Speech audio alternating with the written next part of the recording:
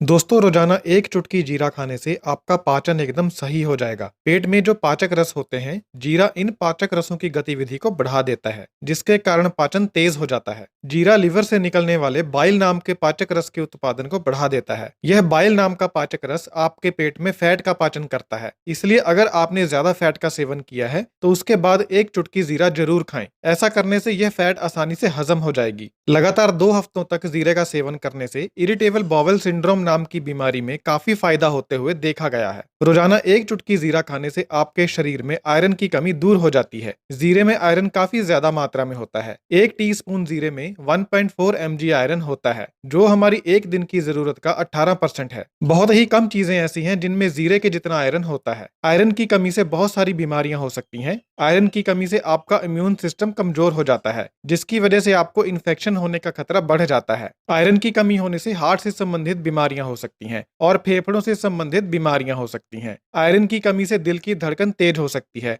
और heart fail भी हो सकता है। आयरन की कमी होने से गर्भवती महिला को बच्चे को जन्म देने से पहले और जन्म देने के बाद बहुत सारी समस्याएं आ सकती हैं। लेकिन जीरा खाकर आप इन सभी समस्याओं से बच सकते हैं, क्योंकि जीरे में आयरन की मात्रा काफी ज्यादा होती है। रोजाना एक चुटकी जीरा खाकर आप नसों के अंदर कोलेस्ट्रॉल जमने के खतरे को कम कर सकते हैं, क्योंकि जीरे में इस तरह के एंटीऑक्सीडेंट्स होते हैं जो नसों के अंदर कोलेस्ट्रॉल को जमने से रोकते हैं। जीरा खाने से बुरा कोलेस्ट्रॉल कम हो जाता है और अच्छा कोलेस्ट्रॉल बढ़ जाता है। लगातार 2 महीनों तक जीरे का सेवन करके आप अपने टोटल कोलेस्ट्रॉल, ट्रिग्लिसराइड्स और एलडीएल कोलेस्ट्रॉल को 10% तक घटा सकते हैं और साथ ही साथ एचडीएल, जो कि एक अच्छा कोलेस्ट्रॉल है, इसे बढ़ा सकते हैं। जीरा खाने से डायबिटीज में भी फायदा होता है। डायबिटीज एक ऐसी बीमारी है जिसमें शरीर की कोशिकाओं के अंदर सूजन पैदा हो जाती है और जीरे में पाए जाने वाले एंटीऑक्सीडेंट्स इस सूजन को घटाते हैं। इसलिए जीरे का लगातार सेवन करने से आपको अपनी डायबिटीज को मैनेज करने में आसानी होगी। जीरे का इस्तेमाल करके आप डायबिटीज की वजह से होने वाली दूसरी समस्याओं को भी कम कर सकते हैं, जैसे आंखों का खराब होना, नसों का खराब होना और अंदरूनी अंगों का खराब होना। खून में शुगर का लेवल ज्यादा होने से खून में एक पदार्थ पैदा होता है जिसे एजीईज कहते हैं। इसका पूरा नाम है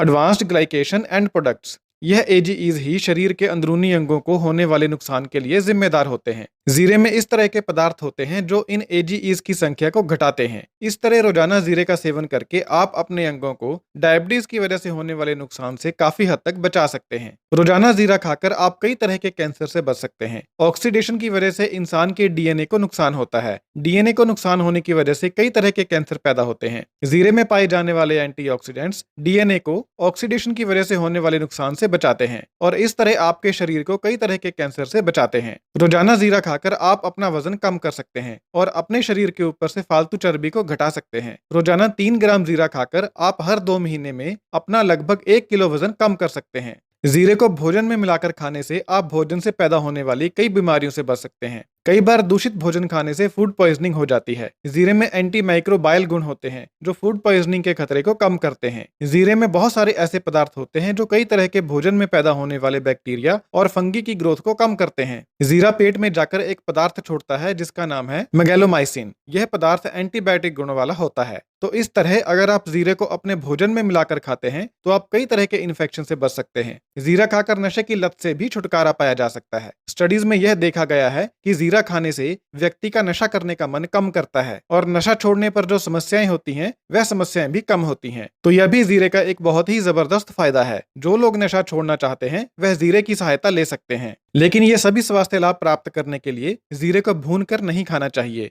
क्योंकि भूनने से जीरे में मौजूद 50% से लेकर 75% पोषक तत्व नष्ट हो जाते हैं। या तो आप इसे कच्चा ही मुंह में डालकर चबा चबा कर खा लें और ऊपर से पानी पी लें, या फिर इसे पानी में भिगो दें और इसके बाद इसे चबा चबा कर खा लें और साथ में पानी भी पी लें। वीडियो कैसा लगा जरूर बताएं। बहुत बहुत धन्यवाद।